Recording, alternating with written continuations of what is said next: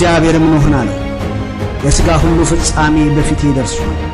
ከነሱ የተነሣ ምድር በግፍ ተሞልታለችና እኔም እነሆ ከምድር ጋር አጠፋቸዋለሁ። ዘፍጥረት ምዕራፍ 6። እንዲህም ሆነ ሰዎች በምድር ላይ መብዛት በጀመሩ ጊዜ ሴቶች ልጆች ተወለዱላቸው። የእግዚአብሔር ልጆችም የሰውን ሴቶች ልጆች መልካሞች እንደሆኑ አዩ። ከመረጧቸውም ሁሉ ሚስቶችን ለራሳቸው ወሰዱ። እግዚአብሔርም መንፈሴ በሰው ላይ ለዘላለም አይኖርም፣ እርሱ ሥጋ ነውና ዘመኖቹም 120 ዓመት ይሆናሉ አለ። በእነዚያ ወራት ኔፊሊም በምድር ላይ ነበሩ።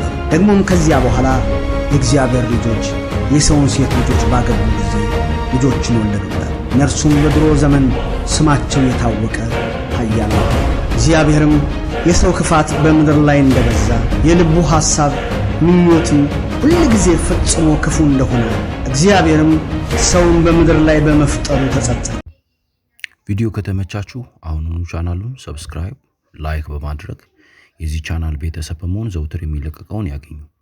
በልቡም ማለት እግዚአብሔርም የፈጠረውትን ሰው ከምድር ላይ ያጠፋል፣ ከሰው እስከ እንስሳ እስከ ተንቀሳቃሽም እስከ ሰማይ ወፍም ድረስ ስለፈጠርኳቸው ተጸጽቻለሁና አለ። ኖኅ ግን በእግዚአብሔር ፊት ሞገስን አገኘ። የኖኅ ትውልድ እንዲህ ነው። ኖኅም በትውልዱ ጻድቅ ፍጹምም ሰው ነበር። ኖኅ አካሄዱን ከእግዚአብሔር ጋር አደረገ። ኖኅም 3 ልጆችን ሴምን፣ ካምን፣ ያፌትንም ወለደ። ምድርም በእግዚአብሔር ፊት ተበላሸች፣ ምድርም ግፍን ተሞላች። እግዚአብሔርም ምድርን አየ፣ እነሆም ተበላሸች፣ ሥጋን የለበሰ ሁሉ በምድር ላይ መንገዱን አበላሽቶ ነበርና።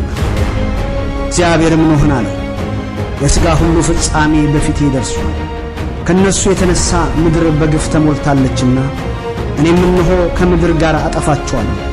ከጎፈር እንጨት መርከብን ለአንተ ሥራ፣ በመርከቢቷም ጉራጆችን አድርግ፣ በውስጧም በውጭም በቅጥራን ለቅልቃት።